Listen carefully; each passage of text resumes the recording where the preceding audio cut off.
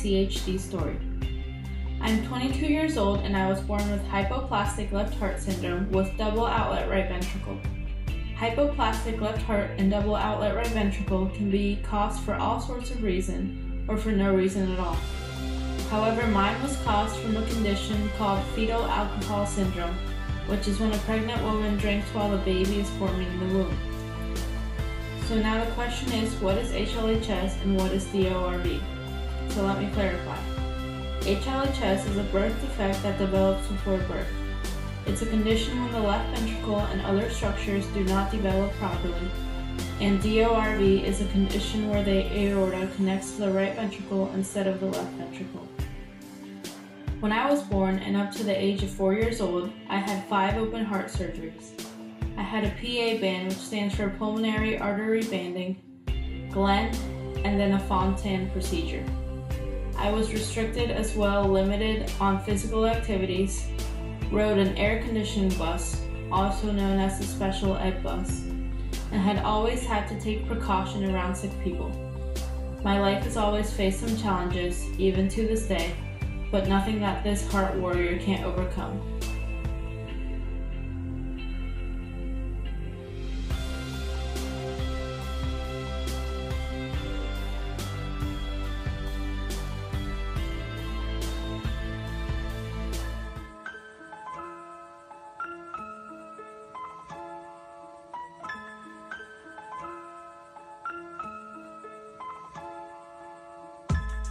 This is the story of a family that has been waiting for a second blessing since 2013. On February 9th of 2014, we discovered we were going to have a baby. This is a little sister who was anxious to meet her brother or sister and could not stop showing her love and excitement. We didn't even know if it was going to be a boy or a girl, but we were waiting, ready, regardless. In 5 months, the doctor told us it was going to be a boy, but his main focus was on a problem with his heart. He had Hypoplastic Left Heart Syndrome and would need 3 surgeries and have to take medications for the rest of his life. Then he gave us 2 options, to either let him have the surgeries and the medicine, or decide to end his life while he was still in the womb. Well, we are Christian and we have faith in God, and only He can give life and take life, so it was our choice to continue. And so began the most beautiful story of our life, of living through faith. Through my faith and my friends, I celebrated his life. And on October 28th, 2014, Emmanuel was born, filling our lives with love and unity. The first stage of the 3 surgeries arrived 6 days after he was born, and God let him have the strength to live through it. Here he is recovering from his first surgery called the Norwood procedure. Finally, 2 months after he was born, we were able to dress him in his first outfit. When we were almost ready to be able to leave the hospital and go home, his swallowing faltered and he needed an additional surgery so he would be able to be fed directly through his stomach. Everything turned out great and it was time to go home and gain strength and weight at home. This was when he was 3 months old and our house was ready to welcome him. Here is his first picture at home when he was 3 months old. Here he stayed for the happiest 12 days of our lives, gaining 1 pound and 2 ounces. He got to play with toys and took warm baths in his little bathtub. We gave him lots of love. Until finally his first appointment with a cardiologist came.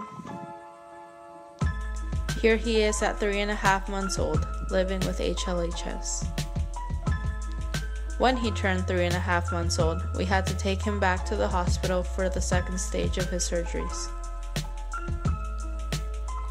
His oxygen levels, which should have been at 75/85, were at 60.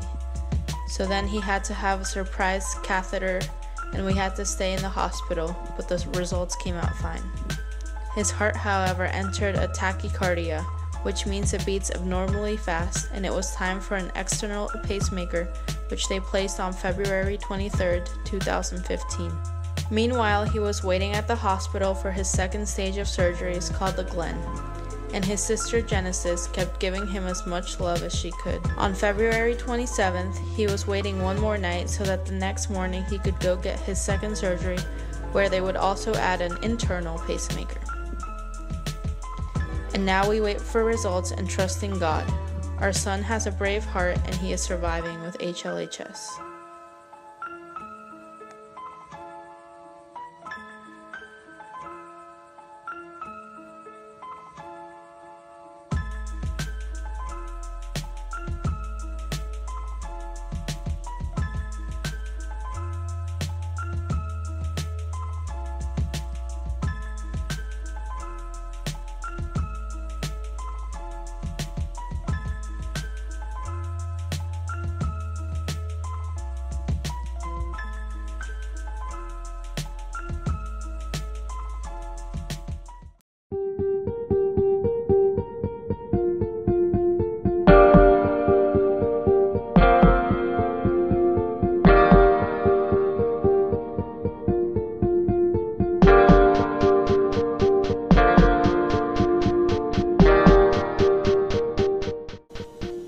Hello, my name is Kayla and I was born with HLHS on May 20th, 1997.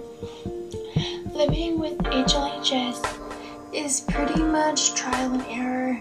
There's a lot of things you can't do, some things you can do. It just all kind of depends on what your cardiologist says. Everyone is different, everyone has their own stories and their own experiences with it. My experience with HLHS has been, I guess you could say, pretty smooth for someone who has a CHD. The last time I was in the hospital was when I had my last surgery. Other than that, I just go to a cardiologist yearly for a checkup. Like, oh, you had your surgery, you're perfectly fine, you don't have it anymore. That's not true. That's not the case. You will always have a CHD no matter what. Whether it be HLHS or anything else, you will always have that CHD. No amount of surgeries could cure it. I wish people could take an action by raising awareness or supporting a cause that raises awareness for it. Just something to spread the word that CHDs are out there. Many children are born with a CHD. More than most realize have a CHD, and it's crazy, but yes, it happens, and most of them don't even live to see a year. A couple days, months. Everyone is pretty much trial and error in their own case. I, on the other hand, like I said, have been one of the very, very fortunate ones.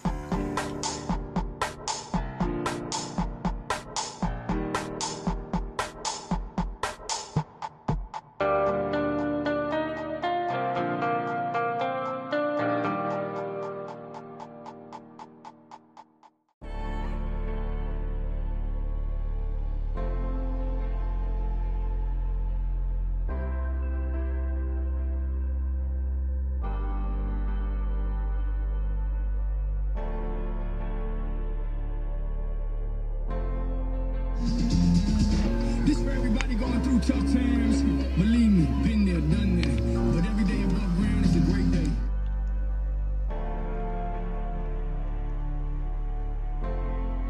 Okay, hi. My name is Patty Roswick, and my daughter is Megan Roswick. She was born with Hypoplastic Left Heart Syndrome. Do you know about Megan's condition before or after she was born? I actually didn't know that Megan was born with a heart defect until she was a week old. She just started breathing kind of funny, and she was actually cold. I almost took her temperature, but then I was thinking, why would I take a temperature because a baby's cold? Like, you do that because a baby's hot. So I didn't do it. But she actually was in shock, and so when she was a week old, we took her to the hospital, and after a couple different hospital trips, she was diagnosed with her heart condition. So what options did the doctors give you, and what was going through your mind when they were giving you these options? They gave us 3 different options. They said that we could either get in line for a heart transplant. They said that that really wasn't a viable option because finding a heart would be extraordinarily difficult. Plus, even if they did find a heart, it was going to be a really tough road and most likely she wasn't going to survive anyway. They let us know about the option of compassionate care, they called it, which is where we would just give her morphine so that she could be comfortable and she would die pretty much right away. And then they also gave us the option of doing a 3-stage surgical procedure, which the first surgery she would end up having when she was about a week or 2 old. So she'd have the first one right away, and the third one would be when she was about a year old. And they really presented it that to try anything to save her life was really going to be selfish on our part. This was 23 years ago, so this was a very new procedure still and considered very experimental. So at that point there were parents willing to do things like put a baboon's heart into their baby to try to save them. That's how desperate parents were and how much these options weren't work well. So we gave it a lot of thought and decided to go ahead and get some more information about the surgeries, and ended up deciding that that was the option we wanted to go with. How does it feel to have made that decision? Well, actually, as soon as we made the decision, it was like immediate. I felt this is gonna all go great. And I had this confidence from I have no idea where, but I was positive, absolutely positive right from the beginning that she was gonna do really well with the surgeries. And I guess, of course, I experienced a lot of fear also, but I really felt this was definitely the right option and have never questioned since then. I'm sure there have been many setbacks in Megan's process or Megan's life. So how do you find the strength to keep moving forward? I guess like as far as the setbacks, I always think that I have to know that they're going to be there. And if I focus on them and let them get me super stressed and worried all the time, that's going to do absolutely nothing to help Megan. And so I feel like I really need to keep focusing on moving forward, and when she comes up against something, we talk to a lot of doctors, we do a lot of research, talk to other parents, and figure out a way to move forward from it, to deal with it, handle it, see whoever she needs to see, and then move forward. So I think just like knowing that that is going to happen when you have a half heart, you are going to run into struggles and setbacks. So not to get super freaked out when like something looks like it might be wrong. Figure out for sure what's going on and then just keep moving forward. Roughly how much time would you say you have spent in the hospital since? Oh, I actually counted that one time. I don't remember. I wish I could remember the days, but she spent about a month her first surgery. Her second surgery was really quick. It was about 2.5 weeks. And her third surgery, we were in the hospital for 2.5 months. Then after that, she had a fourth surgery that was a surprise surgery. And she was only in the hospital for about 2 weeks for that also. But then lots of overnight stays and week-long stays here and there for things like mono or irregular heart rhythms, things like that. Lots of stays. It was super, super scary letting her do pretty much just about anything that require any type of physical exertion, because her lips would turn purple a lot of times, her skin would get a little grayish, her fingernails would turn purple. But I would always contact her surgeon anytime she wanted to try something new. For is always having to consult with the doctor before I do pretty much anything. And ask him, are you sure this is okay that I can try this? And he was so awesome. He said, you know, this is why we do the surgery, so that she can live her life. And he didn't feel that her life was in danger, so he said, let her limit herself. So I did. I would sit back and be pretty much like dying on the inside, but telling myself that the best thing for her was to let her do it and let her limit herself. which is pretty much meant nothing because she does not do that at all. But I suppose she really needed to stop doing something, maybe she would. But yeah, it's really, really hard, and that's one thing that a lot of parents talk to me about, the difficulty that they have letting their kids do things that they want to do, because it's really, really scary watching your child turn purple. But I really put a lot of trust in her doctor when he said, let her limit herself. So I did. I see the road though. The road's coming up. Okay, I'm really proud of myself. Pretty well longer than I thought I was. Alright. So I'll give you a quick update. Do you think others treat your daughter differently because of her condition?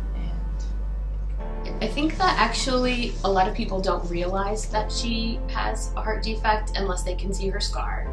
And a lot of times if people know her and interact with her a lot and then find out, they usually don't treat her that differently. I think where that comes in is when people first meet her, especially when she was younger, and saw that she had a heart defect. I think a lot of times they were really scared around her and would always ask me, is it okay if Megan does this? Is it okay if she does that? Which I guess is totally natural. But it's hard for Megan sometimes when she knows that people are treating her differently. Having people argue with me that there is no way that I can live with half a heart. Yeah, I was born with this giant scar down my chest. People making ignorant comments about my scar or asking me if I only love someone half as much. I was wondering if any guy would ever like me or think I was ugly because I had a scar. She really doesn't like that and has never liked that. But I think it's only natural. I was a gymnastics coach and I had a student before I had Megan come in that had a heart defect, and I know I treated her differently just because I didn't know any better. It's scary when you know somebody has something really wrong with their heart. So I think that's probably to be expected. But it usually doesn't take long after getting to know her to know that she can keep up with just about everybody. In what way do you think Megan is a role model to those born with HLHS or even any heart defect? I think that she's been a really great role model because she's tried, especially recently, to be real about what it's like to live with a heart defect. She does a lot of really awesome, amazing things that people talk about all the time. Skydiving and gymnastics and things like that. But she also talks to other parents about some of the struggles, what it feels like when people are teasing you when you have a scar, and how scary it can be wondering if you might ever have kids, or she worries that boys might not like her because she has a heart defect. And she's been really open with parents talking about that. So I think that parents look at her a lot to find out what it might be like for their kids, and to look and see like it's okay, like these things, I mean that's just what comes along with having a heart defect, and if you can be open about it and talk about it, that's how you can keep going with it. And then I think also to younger kids, they just see that she's willing to try things. So I think just being willing to put yourself out there and try things, I think is a great thing for kids to see. So what would you like to say to those affected with HLHS? I think that I would like to say to listen to what your doctors say. And if your doctors say you shouldn't be doing something, you just plain old shouldn't be doing it. But if your doctors say that you're okay, listen to your body and do what you want to do. Don't let your heart hold you back simply because you have a heart defect. And also, I would say to them that your heart defect doesn't make you who you are. Sometimes I worry that Megan thinks that she's the girl with half a heart, and I think it would be really easy to feel like that because it's a huge, huge part of your life. So I would definitely tell people, yeah, you have a heart defect and it affects so much of your life, but you are so much more than your heart defect. and to always make sure that you know that that's just a part of who you are, but it's not who you are. Thank you. You're welcome. I think it's really.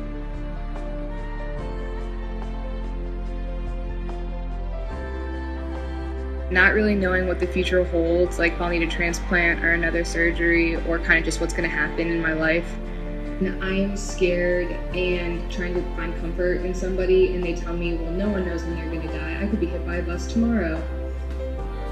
Yeah, thinking about death and how I'm going to die or what's going to happen to me is pretty much holding my breath at each appointment, praying nothing has gone wrong since my last appointment. It's pretty much everything I do is trial and error because not one case is the same with hypoplastic. And the number one thing that I absolutely hate about having hypoplastic left heart is having random PVC attacks that can be anywhere from 1 PVC to like 20 or 30. And it always happens at the most inconvenient times. Like if I'm trying to talk to somebody, all of a sudden I'm like, like trying to make it seem like it's not happening. Because I mean, it really hurts. So that's probably the most terrible, annoying thing to have go on with that.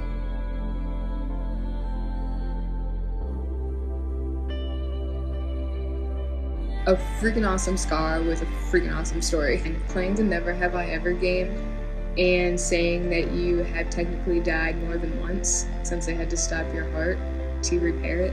And half a heart gives you a free pass so parents aren't mad at you when you get a heart-themed tattoo. Okay, that might not be for everyone, but it worked for me.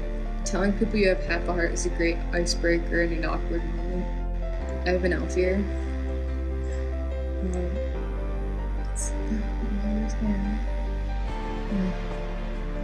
Doctors told me that it has to do with congenital heart defects. I'm not exactly sure if that's true, but I told people that I worked with multiple opportunities I get through organizations, and I mean just helping people, sharing my story, like doing this stuff. This is pretty awesome. Epic life story by the age of 4. The Make-A-Wish trip I got to Winter X Games a few years ago, which was amazing. Shout out to Amanda. Thank you, you're awesome. The number one greatest thing that my half-a-heartness has ever gotten me is getting kissed in the cheek by a pro skier during my Make-A-Wish trip. That was by far the greatest thing ever. And I'm gonna be really embarrassed if you ever see this.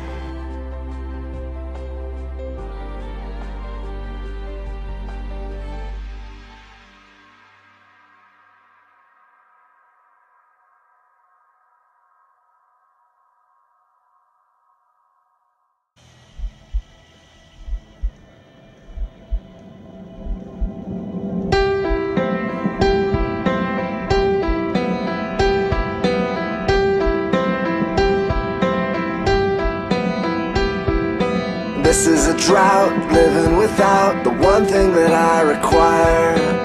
What a mess, passionless, somewhere I lost the fire.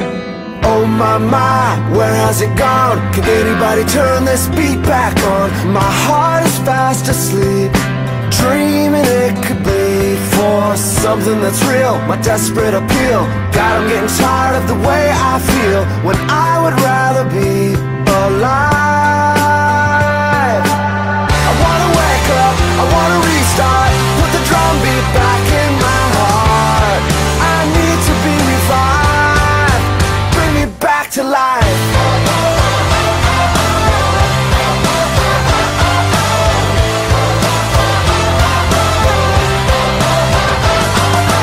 Coming on slow, head to toe, the pulse is back again. Grace in my veins, replacing the pain, bringing me back from the dead. Oh my, now I can see. You heard me cry emergency, screaming out for help. You saved me from myself. The fire's returned, I'm letting it burn. There's nothing better in the whole wide world. It feels so good to be alive. I'm falling to pieces, but I need this, yeah I need this. You're my fault, my weakness. When did you turn so cold? You cut me down to the bone. Now you're dancing all over my soul. I'm falling to pieces.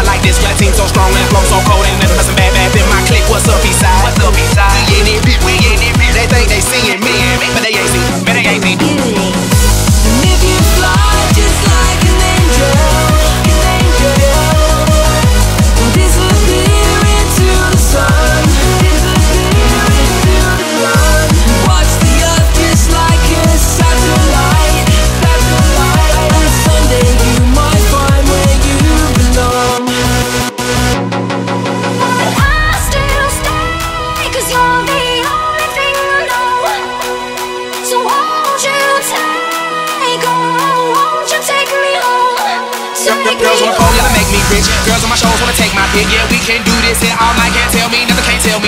All in my zone, all on my own. Open that pack, rolling that strong, and we still up in this. Won't turn down, won't go home. Yeah.